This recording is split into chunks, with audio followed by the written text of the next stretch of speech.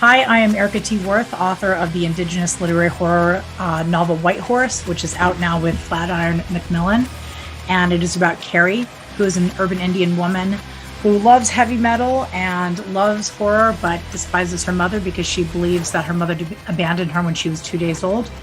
And when her cousin Debbie discovers an ancient bracelet of her mother's, and Carrie touches the bracelet, her mother's ghost begins to haunt Carrie, and a monster invades her dreams, and Carrie decides that she needs to find out what happened to her mother after all.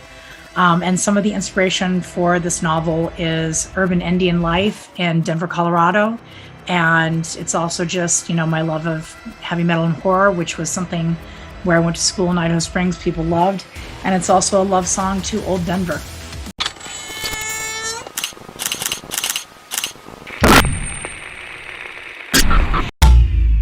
Hey, it's Well Red Beard. I appreciate you being here. I'm back full time on my channel. I would love for you to come over and subscribe. Just search Well Red Beard on YouTube. I delve deep into horror. I've spent the last 3 years reading a ton of independent small press horror. There's treasure to be found there, and I go out there and find it for you. I'm not afraid to tell you the books that aren't great while telling you the books that are great. I don't break hearts or hurt feelings, but if a book doesn't work for me, I will tell you that, and I'll tell you why.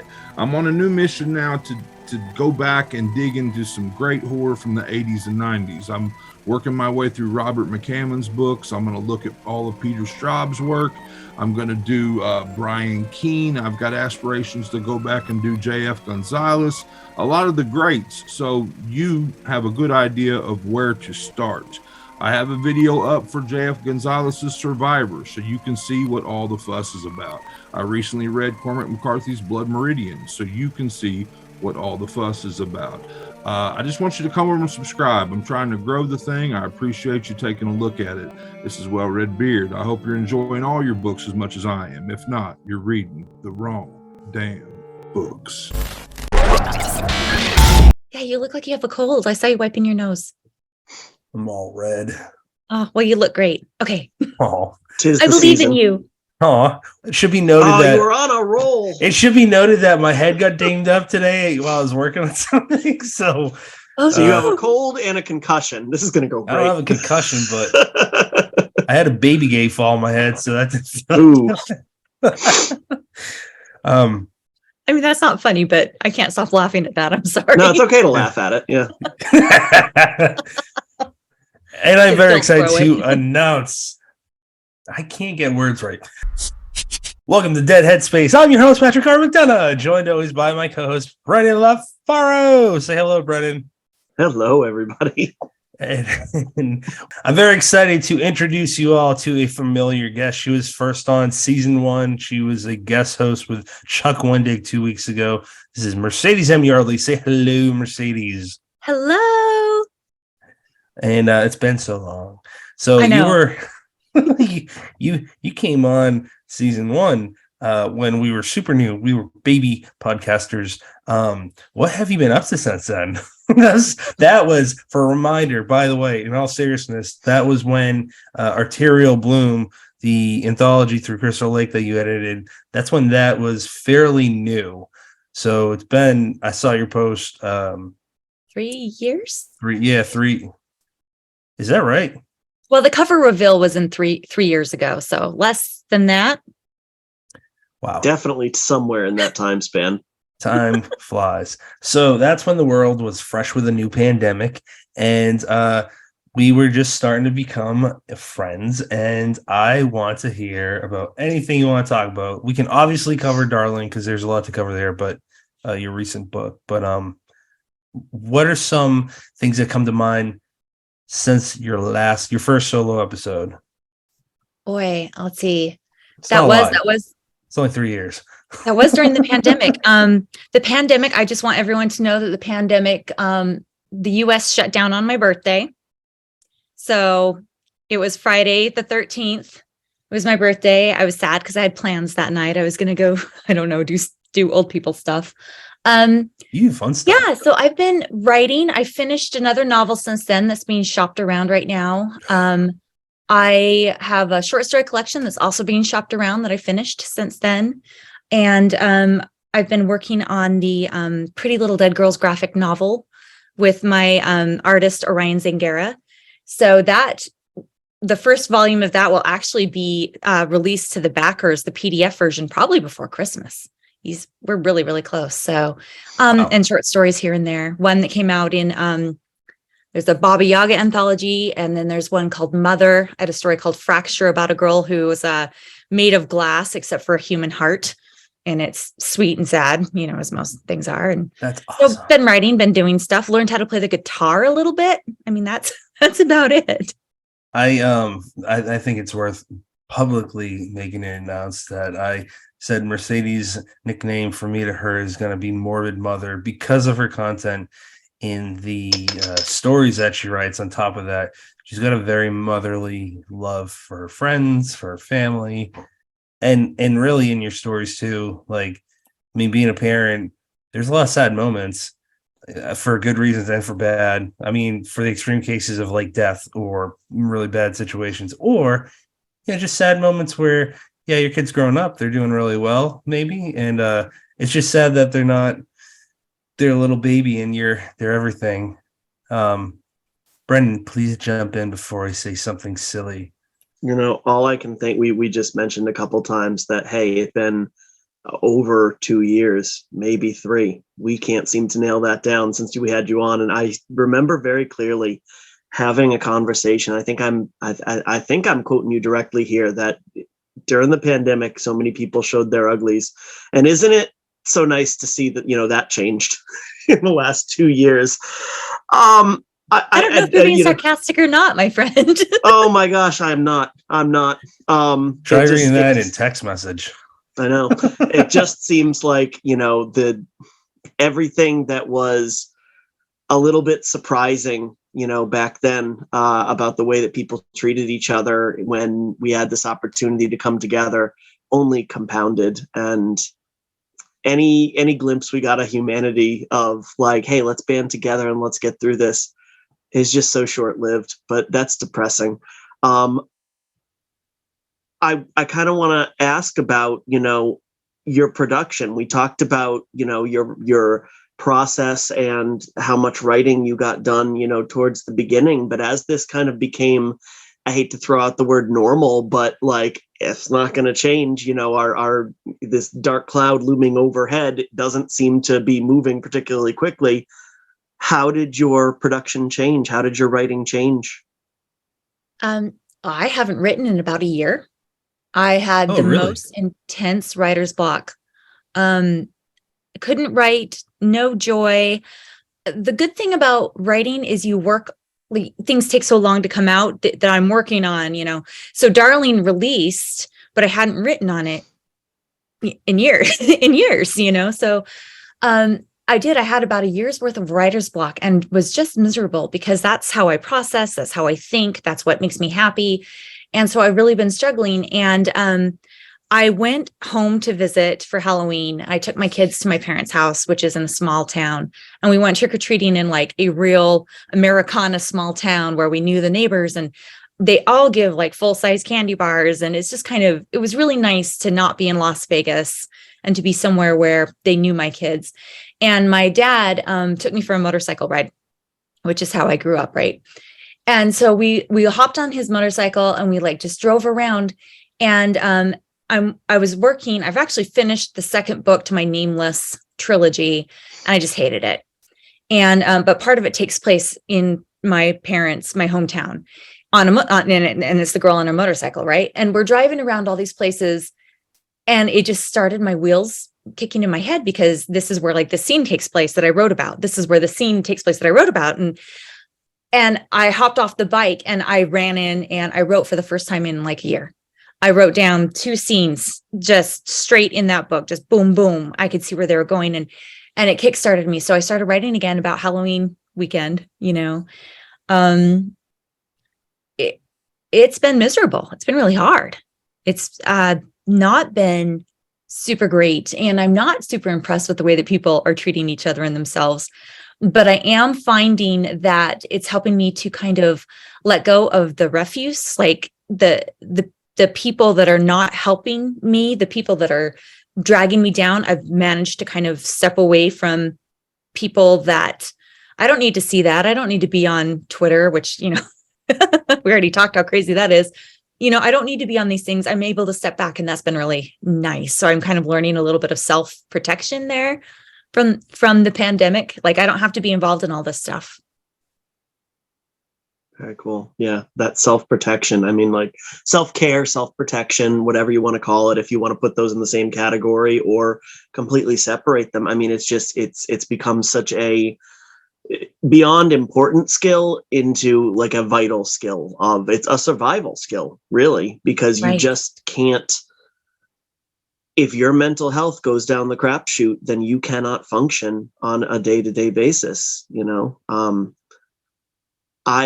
I wonder how, when you did sort of crack that mold and got some words to come back, I find that I love writing every day. And when, for whatever reason, life or whatever, gets in the way of that, I feel just like off, like, a part of my routine has gone missing, and getting back into it almost has this, I hate to call it a high, but like just this feeling of relief, this feeling of the lifting of weight, like, okay, the world is right again.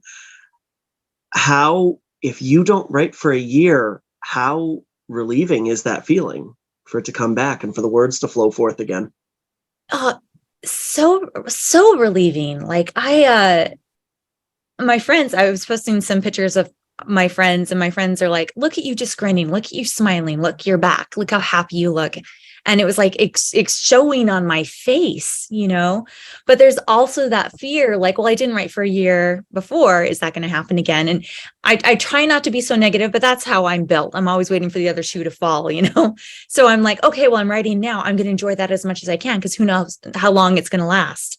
But there's also that, well, I went through this drought, which was the worst writing drought I've had in my entire life and career, and it still came back. So I know that it can come back in the future. But yeah, it did. I'll use the word high. It feels like a high. It feels like getting yourself back. It feels like, this is such a big part of my personality and an aspect of who I am. To have that missing, I felt like I was deflated, and just kind of going through the motions. And really sad, and really depressed. Like I deal with depression, clinically depressed, really open about it. It's been a hard year. And I don't know if I was so sad that I couldn't write, or I couldn't write and that made me sad, but it's very much linked for me. That's my therapy. That's my happiness and joy. That's my self-care. And if I'm not writing, then I'm suffering and I'm struggling. And to sit there and like, I would write, I will write a sentence, and I'd write that sentence, and it was the stupidest, worst sentence in the whole world. And I could cobble together, 200 really bad, awful sentences. And I mean, I wrote, but it didn't feel like writing. There was none of that, magic there, that creation. It was just like, look, I Frankenstein something together, and I'm miserable. So, but now I'm really happy about it. Writing it makes me sing. There's nothing like it.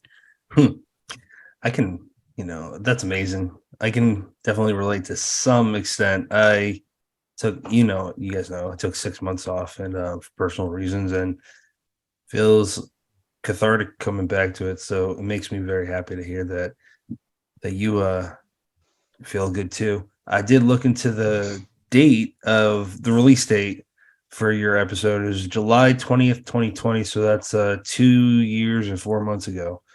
Wow. So I mean, yeah, not 3 years, but that's still pretty damn close.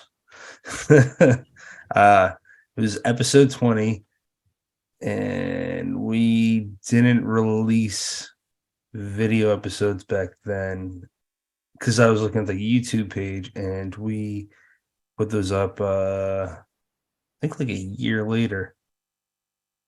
Yeah, you were right. You were right after we had this guy named Matt Light on, who's a comedian that did this wrestling, like an indie wrestling league or whatever, and Doug Bradley was a part of it. He was a character in it for like a limited time. Brennan rolled with it with me. He's like a comedian. Okay. What are we doing with this? Did I record that in my pajamas? Yes, you were in your pumpkin Halloween pajamas. Yeah, they were awesome. So we have a question from Chad Lutsky. Awesome segue, Pat. Thanks, Brennan. So Chad says, rumor has it there may one day be a revamping of Detritus in Love with John Bowden. Will this ever happen? Also, I worry about her in the desert surrounded by scorpions, and I wish she'd move. I don't know where he wishes he moved to, but just move. He wants me to be his next door neighbor. Yeah, I just want to be next door to Chad. That would be great. What state does he live in? Michigan. Oh, right. Okay, yeah, he lives in the area where Post and Kellogg started. Very few scorpions in Michigan. Unless the band goes there. Dad joke. Go ahead, Mercedes, answer the silly question. Yes, Detritus in Love. We would love to kind of expand on that. That's a really cool novella that John and I wrote together. And we would like to kind of flip it on its head and make a whole second part to that. So we just need to kind of get our ducks in a row, which John and I are like herding cats. Like we're both like, oh, let's do this someday. Okay, wee. But that was by far the best collaboration that I worked on. That was so fun to do. So yes, a whole second part. I can't believe I didn't know that you guys worked on a book together. That's pretty awesome. It is so fun and dreamy and weird. Yeah, Detritus in Love. Detritus is the name of the main character. His mother named him Trash. So that's what detritus means. That mom sucks. So we got it does, yeah. Got another question from hey, real quick before we go on, I want to follow up on that. It seems to me like a lot of John Bowden does a lot of collaborations, which leads me to believe that he is good to collaborate with, and you kind of confirm that by saying so. So I mean, what was the process like? And you don't have to go into other specifics, but like in comparison to other collaborations you've done, what made John special? His writing is beautiful, absolutely beautiful. And the whole reason I wanted to write this story with him is he had showed me this part where this girl, her name is Blank, she's dead. And Odette is like talking to this dead girl, Blank, and he licks the rain from her hair. And I'm like, that is the line that sold me. I want to work on this forever. Wait, what? There's rain on, he just licks the rain off her hair. And I'm like, guy named Trash? Yeah, Detritus, yes. Holy shit, I gotta read this book. It's beautiful, yes. It's wonderful. And I want to smoke weed with Mercedes one day. I'm just talking about this shit. But John has no ego. So we didn't outline anything. It was like I would write a section and send it to him, and then he'd write a section and send it back. And we just kind of bounced off of each other. There wasn't like, the concept of the story was all his. He had the characters, he had all this. And he wasn't like, I don't want her to do that, or I don't want this. We would just write it and send it back and forth. And that was it. I mean, it was a dream and very low pressure. It was like, because we're working on our own thing. So it was also like, send it to me when you get it to me. Not, I need this like right away. It was a pleasure. It was a treat to work on it. I would reward myself from getting my other work done by allowing myself to work on Detritus in Love. Oh, wow. Yeah, it was awesome. When did that come out? Very cool. What? When did that come out? Was that a while ago? Yeah, about 5 years ago, I read from it at the Stokers in California, but the only place you can find it now, they took it off every place except the publisher's website. So we're going to try and get the rights back so that we can just put it out somewhere else, because it's just kind of like, we did this book, and they're like, okay, done. We're done. No promotion. That's at the end. Oh my God. So. Oh yeah, definitely hope you guys get it. I would love to buy a copy when that is available, not from them. I don't even know who published them, but they sound like dicks. We got a question from Steve, who runs, I don't know, apologies, I don't know his last name. He is the host of Steve Talks Books. Yes, have you ever had a paranormal experience? If so, did it inspire one of your books or stories? Absolutely. Yeah, I've had quite a few paranormal experiences, and some of them are really scary. But I have a book called Nameless, The Darkness Comes, and that was inspired by the villain in that was inspired by this thing, this shadow that my daughter used to say would come into her room and talk to her. And we were actually, someone came into our house and like burgled us one Christmas and kind of brought something with them. And she said that this shadow thing would stand, she called it the tiptoe shadow.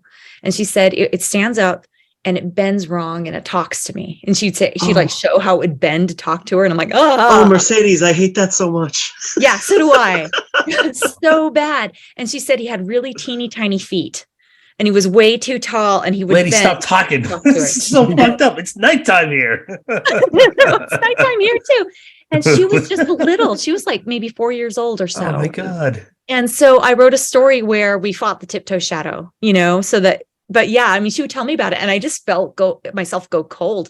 She started sleeping in her brother's room, in his bottom bunk, because she's like, he doesn't come in the room when Nico, and my son has special needs and is autistic and has Williams syndrome and very light and bright.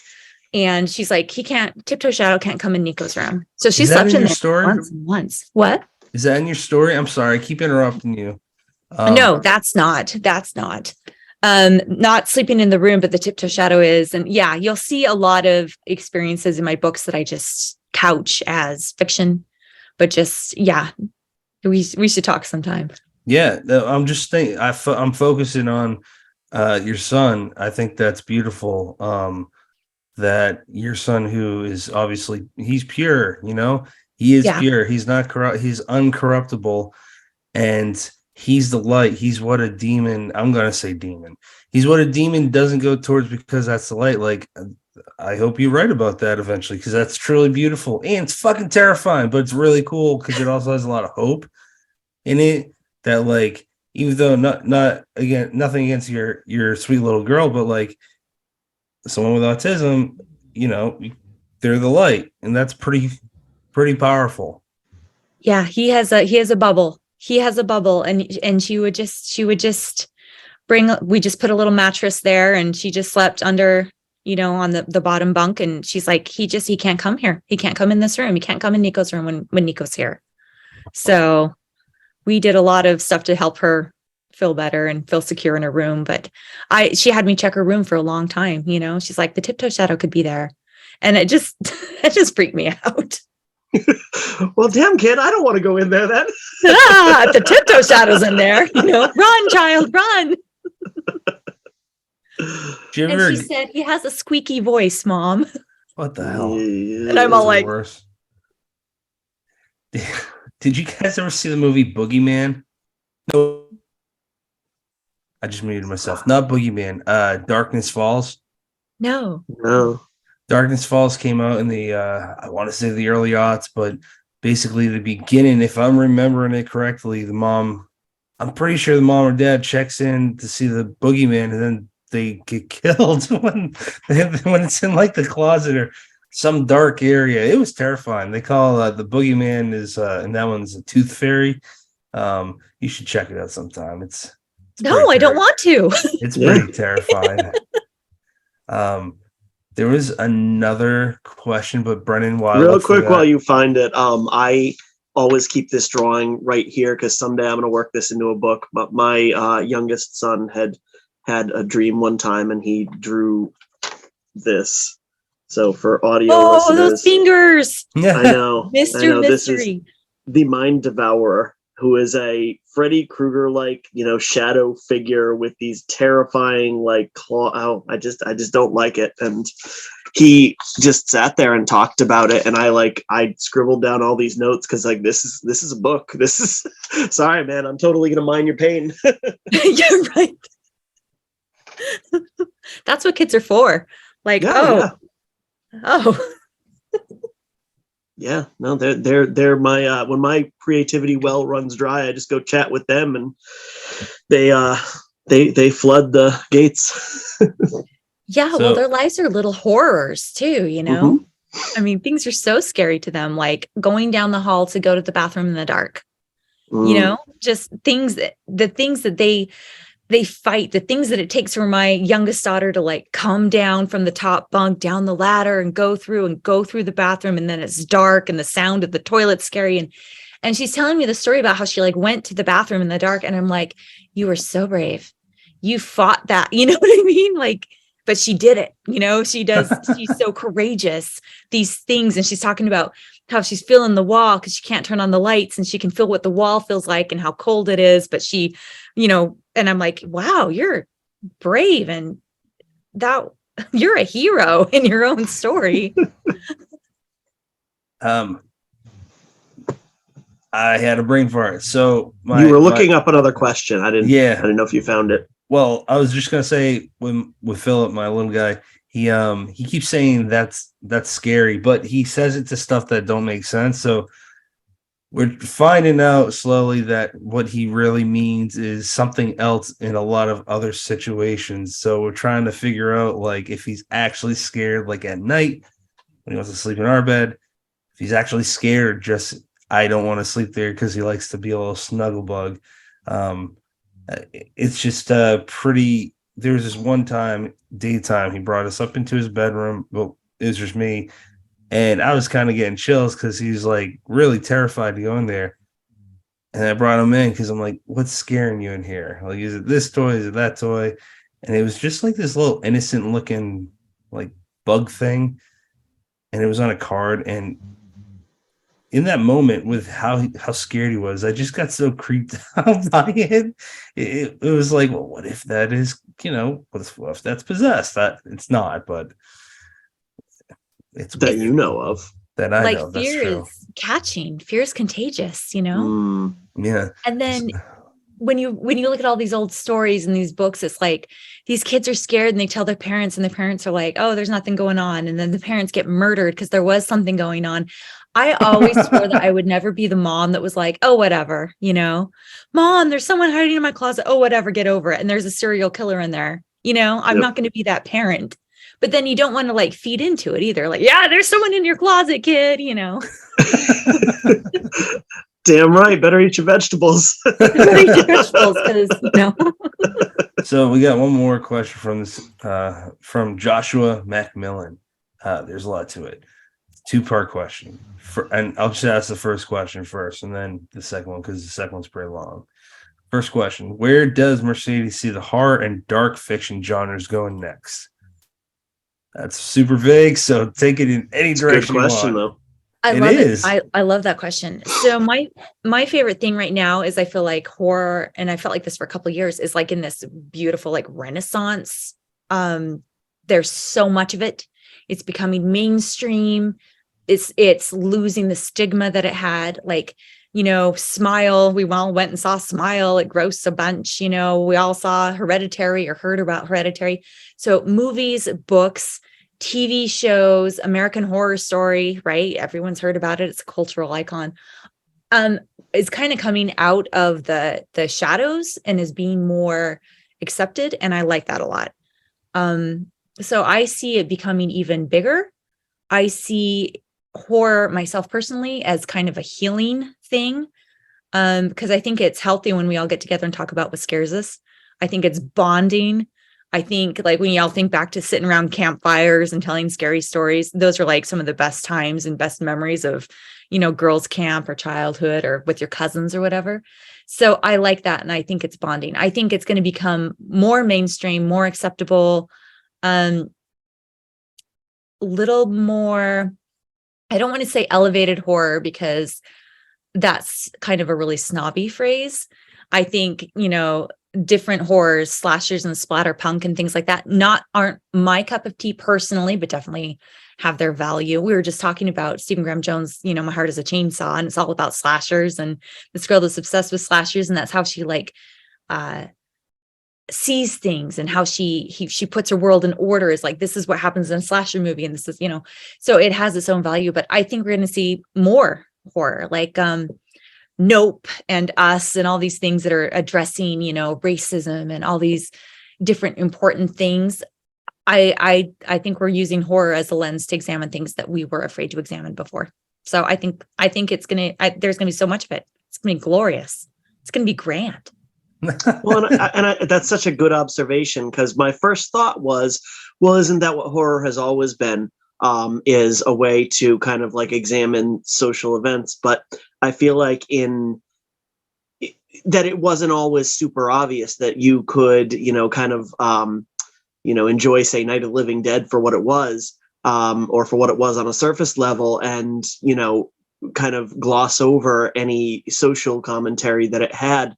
Whereas whether you credit it to social media, the internet, or just the fact that the world is a little more on fire and the commentary is a little more overt now in movies like, say, Get Out, that it is that lens, but everybody knows that it's that lens.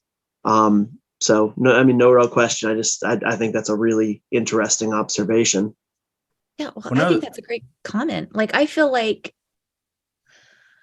it's getting the respect that it deserves finally. Mm-hmm. It used to be, oh, I watch horror, and it was, you're immediately dismissed. Oh, you're the weirdo that watches horror, and now it's like, I'm the weirdo that watches horror, but it has important things to say, and we're going to talk about it. And there's like a whole slew of us, it's reaching people and audiences that it never did before. It's not being pushed aside. And I just think that's amazing. It's about time. Yeah. When I was selected as a juror, they asked like what you do in your spare time. And I thought it was going to get me off because I don't want to do that shit. And I said, I pretty much read and write. And they said, well, what do you read and write? I read and write horror and true crime. And I thought that was going to get me off. And they're like, okay, next. Then meaning the next person has to answer questions. And they ended up selecting me. So they're like, this is an open-minded man. I feel like maybe a few years ago that would have changed. And something else, tidbit, I want to see if you guys can relate. I used to get, because I collected a boatload of DVDs, when Blockbuster was still the main way to rent stuff, and pre-streaming world. I used to get my horror movies at Circuit City. Like, they always, at least in my area, and it's Brennan's area too, so maybe Brennan, you can comment or not, but for some reason they would always have, without having to special order them, they would always have like all the sequels for Friday the 13th or pictures that I couldn't find anywhere else, like in major chain stores or whatever. So I would always go to Circuit City to get whatever I wanted to.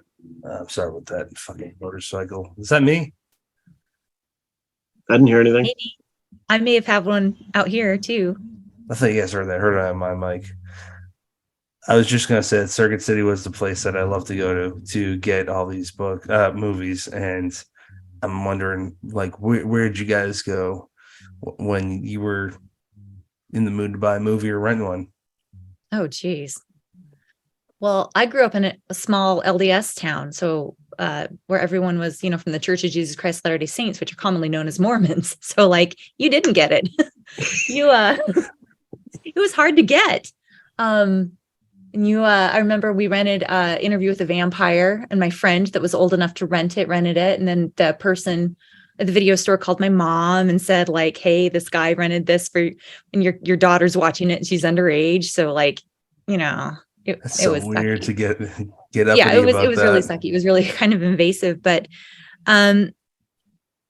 renting things, and I really wasn't allowed to watch a lot of I didn't really watch a lot of horror until I got older because it wasn't accessible to me. Some things were like Poltergeist, is PG-13. We weren't allowed to watch rated R movies, right? So Poltergeist was PG-13. Jaws was PG. So, we got to watch that. Right? Yeah, Jaws was PG.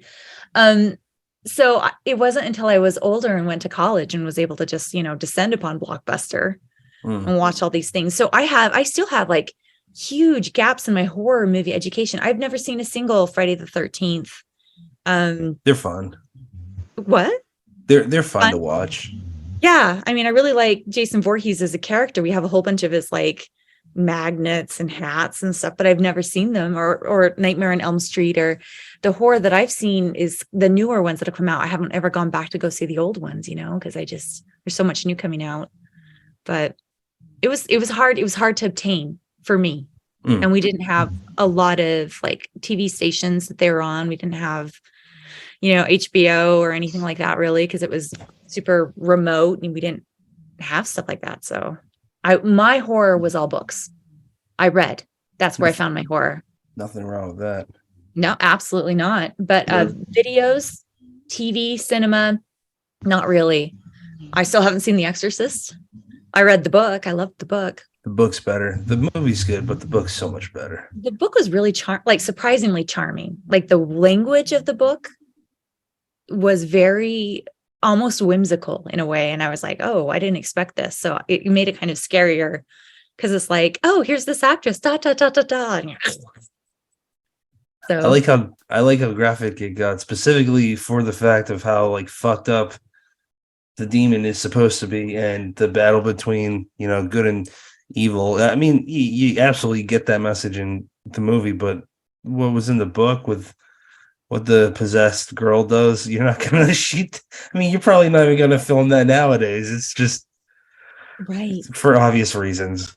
Right. Well, and that the priest was so sure that it was psychological at first. I assumed he would be absolutely, demon 100%. But he was like, I'm pretty sure this is psychological. That was kind of, I liked that. And I really like the idea of, mental health and like, what Paul Tremblay's The Head Full of Ghosts, where it's, is it a demon? Is it psychological? I love that question. Right. Same movie question, man. I lucked out because I from birth to college, I lived in the same house, which was a block away from a video store, and it was various video stores throughout the years, from mom and pop to it ended up being Hollywood Video when I was older teens. And the mom and pop videos would, I'd go over there with friends at, 10 or 11 years old, and they'd rent us whatever. They didn't care. But kind of like Mercedes, I have that kind of gap in my viewing history too. Like, I've seen the odd Friday the 13th. I've seen some of the Nightmare on Elm Streets, but definitely not all. And it was less because it was the opposite of your reasoning, because they weren't available. It was more because they were available, and it was like it almost kind of like lost its charm because there was I feel like there's so much. We've talked to so many people who rent those DVDs, borrow them from the cool uncle, and like play them quietly on their TV after everybody's gone to sleep. That it's like, if nobody cares if you're watching it, it's like, oh, okay, well, I don't, whatever, I'll just watch The Simpsons, I guess, because nobody cares if I'm watching Texas Chainsaw Massacre. But and then I ended up working at that Hollywood Video through college, and yeah, oh man, that was a job. That was out of there's no good retail jobs, let's face it, but that's definitely one of the better ones. And I think my ridiculously extensive DVD collection is mostly just like kind of like stuff that went out for rental and then went up for sale, and I grabbed it for like a couple bucks. Oh man, a lot of good memories working at Hollywood Video.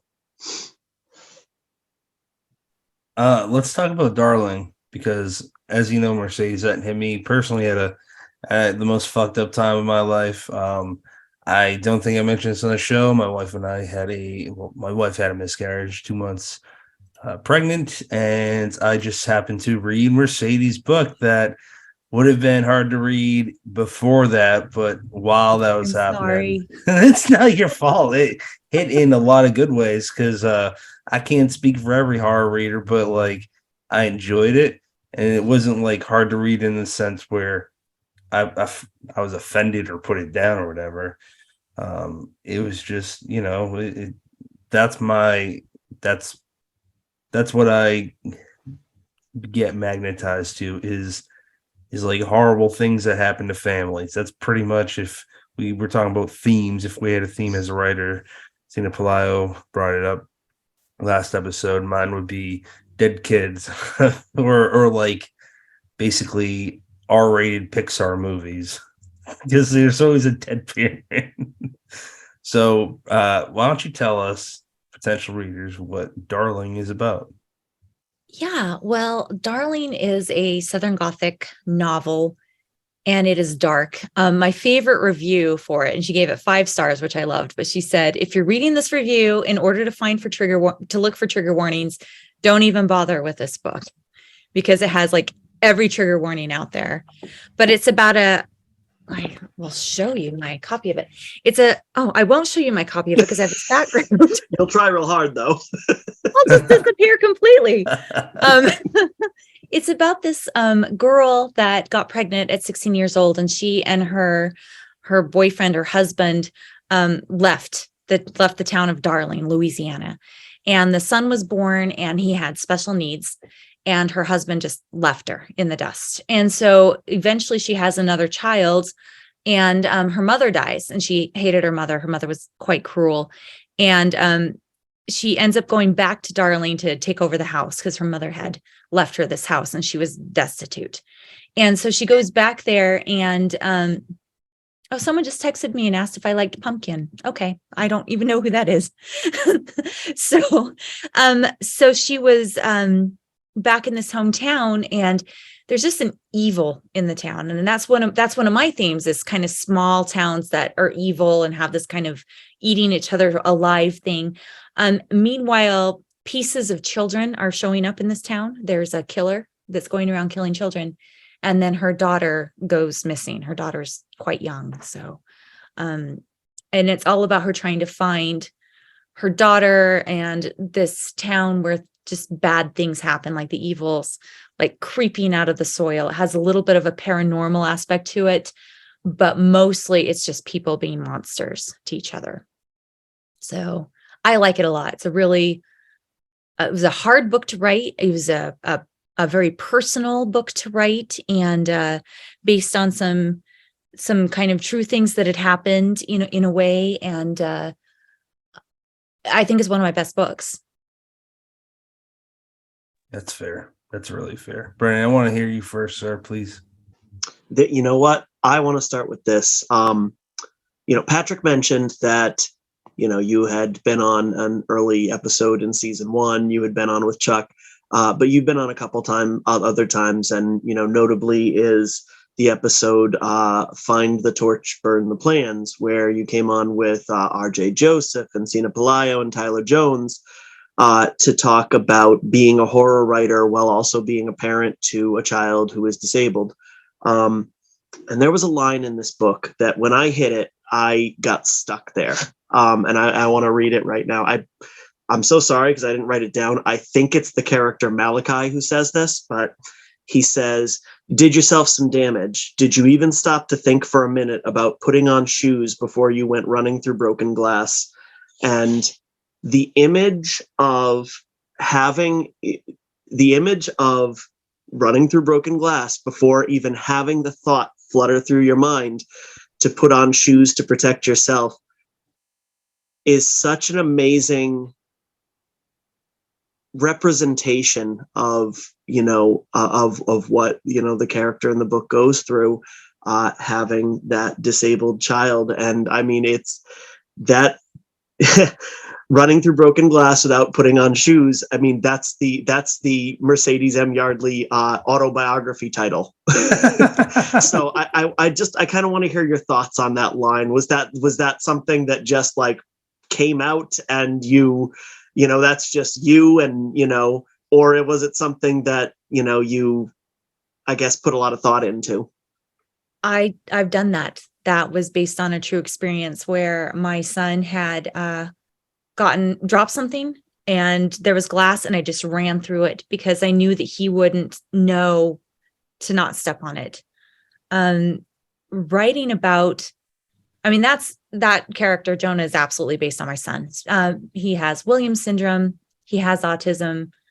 Those are his actions. That's how he acts. The stimming, the washers and dryers, the fizzy hair.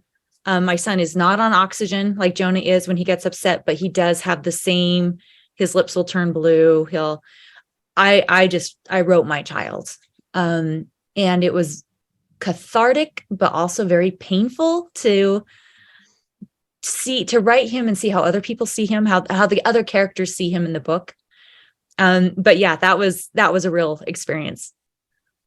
I that was another one I wanted to ask, is about the washer and dryer thing, because it seemed so specific that I did wonder if that was, a fascination from real life.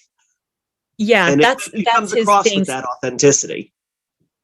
Yeah, I just wanted to write him truthfully, and I was a little so you should never read your own reviews of your own books. And I read a review that just kind of really bothered me, where someone said, like, this child was a prop. We don't even know, this child was like just this disabled kid to like be a prop in the story. We don't even know what the kid's diagnosis is. And someone else was really upset that, like, he didn't, this child should be in school, and all disabled children have the opportunity to go to school, but this child wasn't. And I'm like, you've never been so tired you can't get your kid in school. And her daughter's missing. I don't think she's going to be putting her child in school. And my son, when he was in kindergarten, was abused by his teacher in school, which we didn't find out until later. I think we've discussed that and how painful that was. And like, it's hard for me to not take things like that personally when I'm like, this is my kid. This isn't a prop. This is my son. This is what our life is like. Much better. I have a wonderful husband that's very supportive, but the way that people look at him, the way that people call him about, the R word, or the way that people say these things, I wanted that to be authentic. And I wanted him to be a character that's important, that has a disability and is important without being like a savant, Again, with that authenticity. Now, we had someone on last week who was talking about writing a disabled character, and she said that she hopes that she's done it respectfully. It's the first time she's tried to do it in her work. She hopes she's done it respectfully, and she hopes that it will be well received. And the thought that kind of came to me is just that notion that special needs parents know, especially in the community of special needs parents, about just how different every experience is. That there is no writing the autistic experience there, because every child with that disability is so different and has their own characteristics and traits and quirks and what have you. There is no writing the Williams syndrome experience, because every child is different. And I think that, as soon as you started quoting that review, all I could think is, you don't know my kid, is that you can write from that authentic place, and someone isn't going to like that. And, to your point, don't read your own reviews, because fuck them, they have formed their opinion. And it's, and that person I'm talking about was Sina. And she also said, in a totally different part of the interview, she said, the artist is never wrong. People can interpret your work the way they want. That's fine. Once you put it out there, that's their God-given right. But the artist is never wrong. If you have written this child as a mirror of, your life and your experiences, then your experience is valid. And now I'm just on a tangent because I feel that so hard. So an actual question. When I wrote my first book, I had an autistic character, and I had, there is no dirtier word in my house than the R word. That is 100% a word we do not tolerate from friends, family, anything like that. And I struggled to put it in my book. And even though I understood the context I was using it in, I really, really struggled. I put it in, I took it out, I put it in, I took it out. And I wonder if you would mind sharing your thought process, because you do use it in this book, and you use it in a context that makes sense. So that word makes me ill. It makes me ill because I feel like in this day and age, you can't say it and not know that you're doing something bad. You know what I mean? I know. Yeah, it was the same thing. I didn't want to say it. I didn't want to put it in there. But then I thought about it, and I'm like, I own that word. I can say that word. I've had that word said to my child. I remember being in line at a grocery store once, and he was, probably about 2 years old, and he was kind of just shaking his head and kind of having fun. And this woman came up to me and asked, well, is he this? And she almost caught hands. It was so painful. And we had just barely got out of the hospital. Like that day, he'd been in the hospital for like 2 weeks because he'd been so ill and all these things. And I'm like, we need to get food. How dare you? You don't even know the pain and all these things and how scared he is. And that's what you see. You don't see this like beautiful, strong, amazing boy that lives through things you wouldn't be able to live through. It has experiences you wouldn't be able to deal with. And you're asking, and that was what she asked, and it was confrontational, and it was like, she was kind of upset that he was in her space. So I wanted to use that word to I hope it hurt. I hope people read it and it hurts.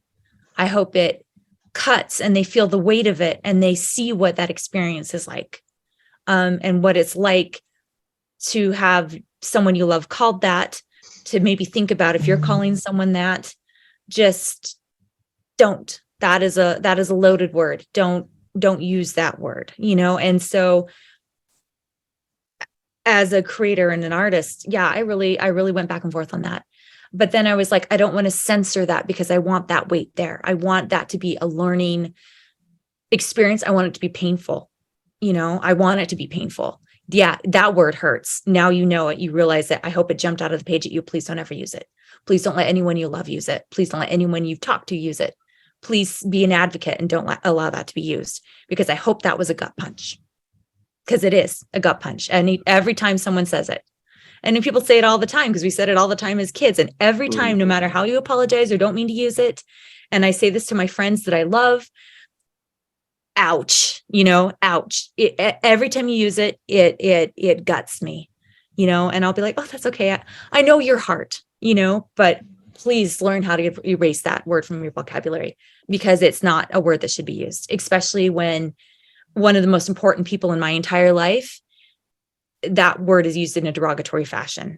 The worst thing you can be is this person that I treasure and would run through broken glass for. What a perfect answer. I love it. I love it. And the part where you said, I hope it's a gut punch. That's what sticks out to me, because I feel like you and I are on the same wavelength as far as why that word goes in there, because we would be doing a disservice both to ourselves, to anyone we're trying to represent, and to our audience, to substitute in a less substantial word, a word that wouldn't scar in real life. If you were to put like stupid in there, it's not going to capture the same feeling. It's not going to capture the same essence. It's not going to do what it's supposed to do. And I feel icky typing that word, but for the effect that, for what I'm trying to accomplish in the context, that's really all you can do. Right. Feel icky. I mean, you walk through that fire to make that point. It's gross. It's a gross word. And it feels like it's like a sacrifice to say it when it's something so close to our hearts. So I feel that there's bravery in it. So good for you. That's exactly why I don't understand writers that say you shouldn't use this word or that word. I think that's fucking stupid, because how else are you going to get your point across? Like, to use that, they should be gut punches. Like, fiction is supposed to be moving, it's supposed to bridge lives, it's supposed to teach you stuff, And if you're not feeling that, like you said, if someone just says, oh, the dumb kid, that does not convey the horrendous feeling that you just described. If you have ownership of that word, I feel the R word, I have ownership of. I could never say the N word. That's not my experience. That's not my place. That's not a word I can throw out there and have that. The R word has been tossed at us, so I feel that I can use that. Sure. But I can't, take someone else's experience. But yeah, I absolutely don't censor yourself. to make the audience feel more comfortable. If your point is, I want this to hurt and I want you to think. Yeah, just stay true to the story, Yeah. I guess is my point. For me, Darling was a gut punch because I mean, I never met my kid, but it sucks. Lost my kid, never can meet them. And your story is just like really, it was the perfect book to read, I guess, at that point. First off, it's a book that I wanted to read for a few months, I think, at that point, by you. So I wanted to obviously read it. And you just write. That's why I called you Morbid Mother. You just got to read the book if you want to know the tone and emotion as to why I say that. I'm not going to talk any more about it because I don't want to spoil anything, but is there anything that you would like potential readers to know about it? Anything else? I think it's beautiful. I think the main character is not necessarily likable, and I like that about her. I like that she is really broken, and she's don't go in there expecting to like her. That's not her role. Yep. And I think it's important that female characters especially don't always have to be likable, because I think that there's kind of a, well, she's got to be likable and she's got to be sweet. She will cut you if you cross her children. So I think that in itself is likable, but I think it's a really lovely, worthwhile book. And also there's the serial killer character. I would really like to continue with him in something else. Ooh. That's my goal. He just intrigues me so a lot. You used the word darling in so many different instances. I thought that was pretty neat too. It's like an evolutionary word throughout. Like it just keeps evolving. I feel like there's a Chuck Palahniuk thing about that, but I can't put my finger on it. Where basically this image or this item, or in this case, a word, means one thing in the beginning, but then it means something entirely different at the end. I really like how you did that. Thank you. Yeah, your use of wordplay is really one thing that I like about your writing. Brennan, where would you like to take us? I was just going to throw out there that, you said that she's not necessarily likable. I think likable or unlikable, you carved her out in a way that this is a person who will do whatever she has to keep going.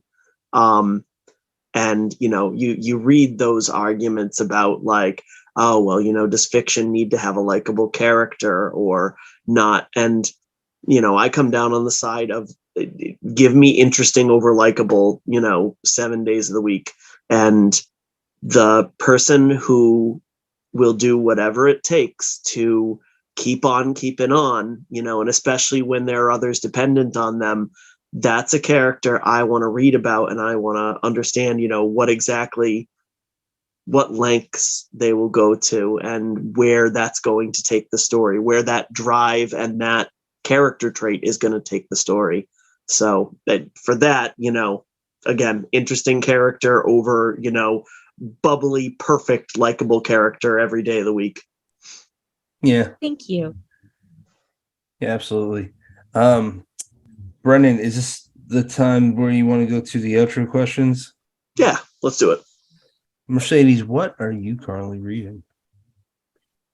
Oh, I just finished reading Hatchet.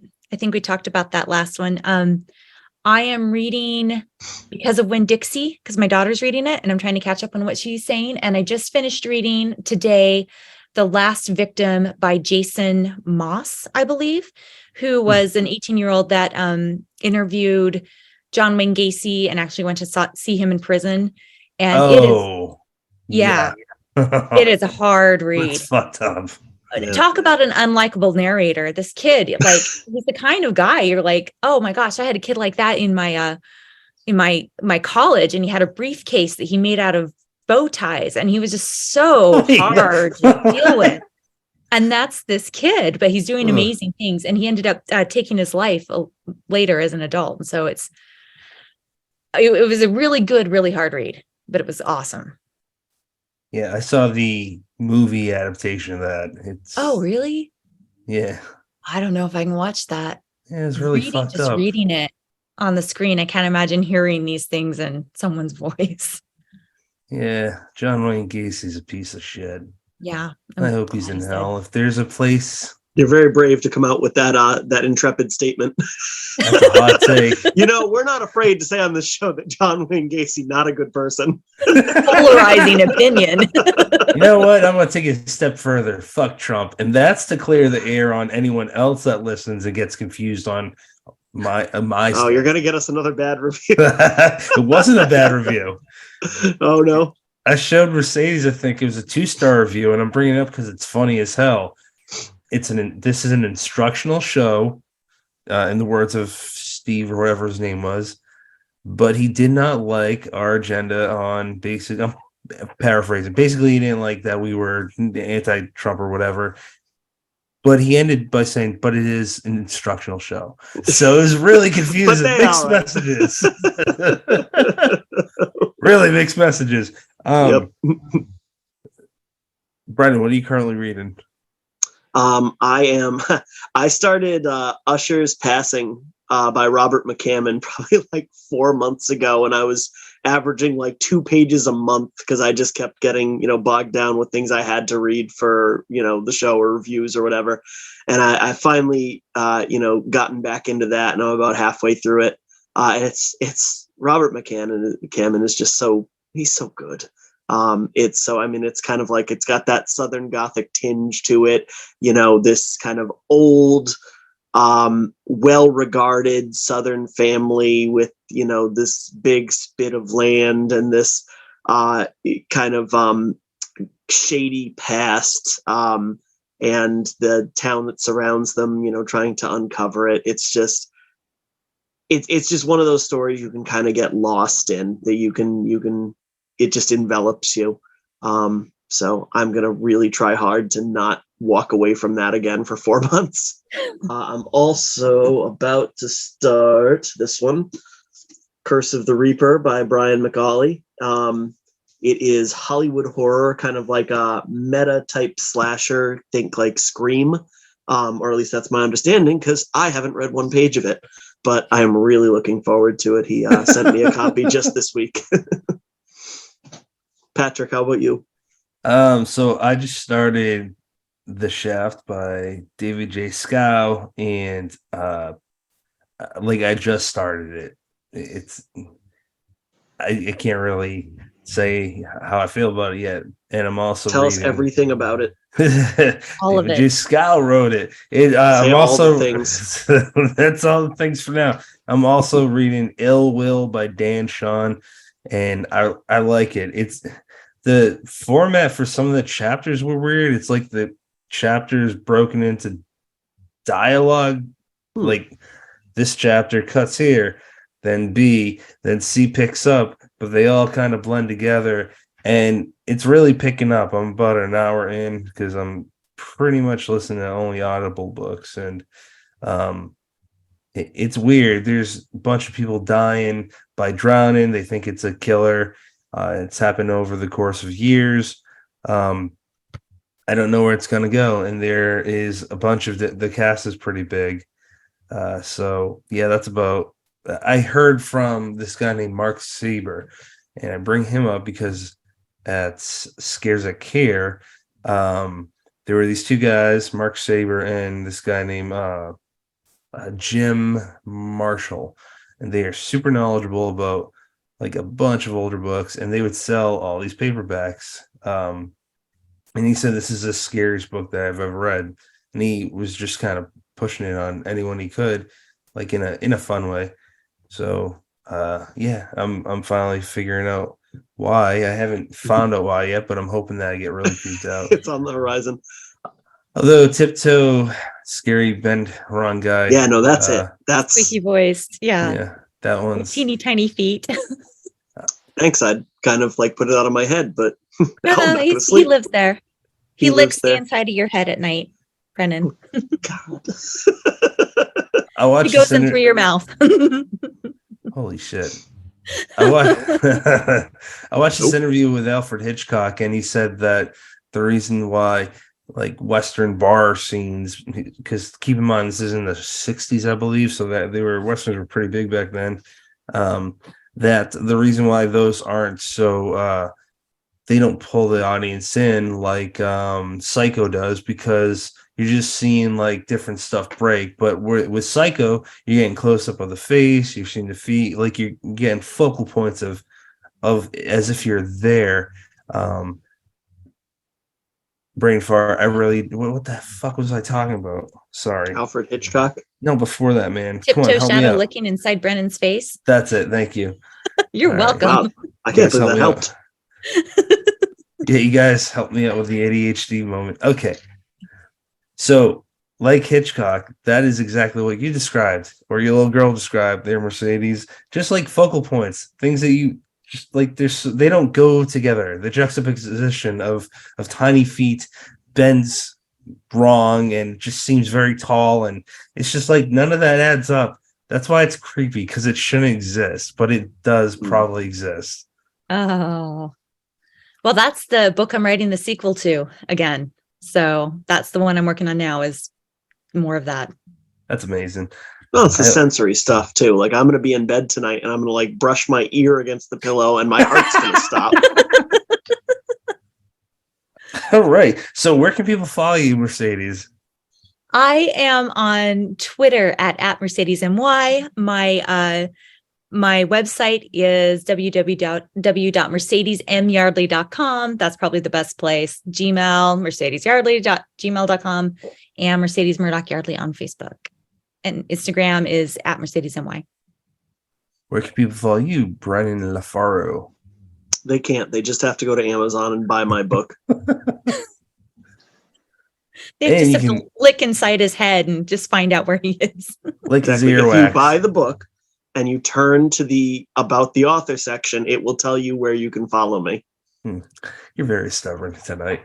You can follow me at PR McDonough on pretty much any platform, or the show at Dead Headspace. You can also follow Brennan at Brennan LaFaro. Rude. You just cost me like 3 book sales. Mercedes, what do you have any final thoughts? My brain don't work so well tonight. No, I am just so delighted to be here with you, gentlemen. I've been looking forward to this. I love your faces. I love spending time with you guys and talking books and social issues and serious things and funny things. So thanks for having me on. Yeah, that seems to be what we always do. That we love talking to you too. And it's pretty cool because like when we first had you on and now the friendship purely has grown. I cannot talk. Maybe that baby gate that hit my head earlier really did mess up some circuitry up there. You know, I hit my head a while ago and had a concussion, and it really screwed me up for a while. So don't feel bad. Like, I would try to give my phone number and I'd give like my social security number, and I couldn't count down backwards unless I closed my eyes. So you might be screwed up, and that's okay. We love you. Oh, well, I love you too, Brennan. And you too, Mercedes. Let me give you my social security number. Hey, you want my credit card number? It is. My final thoughts are, Brennan, you look great with your lipstick. No, just kidding. That joke's not funny anymore. But no, Mercedes, we love having you on. Love talking to you. Brennan, it's been a pleasure. Twitter might be, or I guess not around tomorrow. I think it's still going to be around. I mean, Elon Musk might eventually run it to the ground, but I don't think it'll be tomorrow. Man, what a lovely representation of how money doesn't make you smart. Is he seriously the richest man in the world? Because I keep hearing that. No, he's not. He's not rich in smarts. I mean, that's what I've heard, but yeah. I actually liked the guy for a while. I found him interesting, but now I think he's a fucking idiot. And I loved when he hosted Saturday Night Live. It could have been funny. I just think that he's an asshole. Yeah, no doubts there, but it was funny. I love just watching him just robot his way through, and I was like, oh, he does talk like a robot. Brennan, final thoughts, sir. Mercedes, we love having you on, and it's this beautiful balance of knowing what to expect and not knowing what to expect. We know we're going to have a great conversation. We know it's going to be even more important than a great conversation. It's going to be a comfortable conversation. If not because of the topics, because it's you. And yet we never quite know where it's going to go. So, as long as this show runs, you have a home here, whether it's as a guest host, or as a panel member. So we hope to talk to you many more times. Thank you. And I get to have hopefully a live conversation with you next year at Horror on Main in Maryland. And hopefully our tables will be next to each other or close. That would be awesome. I got a table in the promenade section. That's right next to where you and Ronald Kelly will be. So I'm not going to be in the same room. But I'm excited.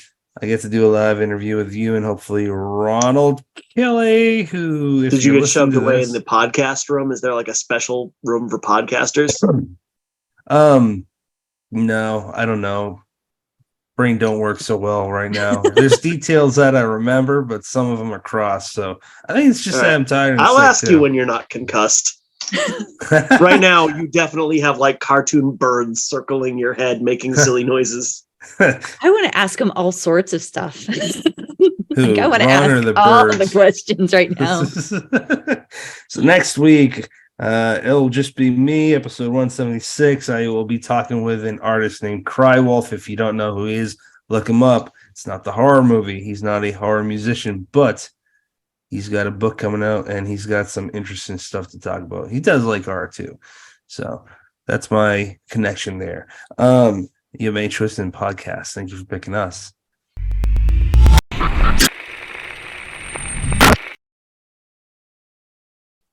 And Brennan, I'll always pick you. Okay, now sing the Bodyguard song. I don't know what that is. Oh, you do. I will always love you.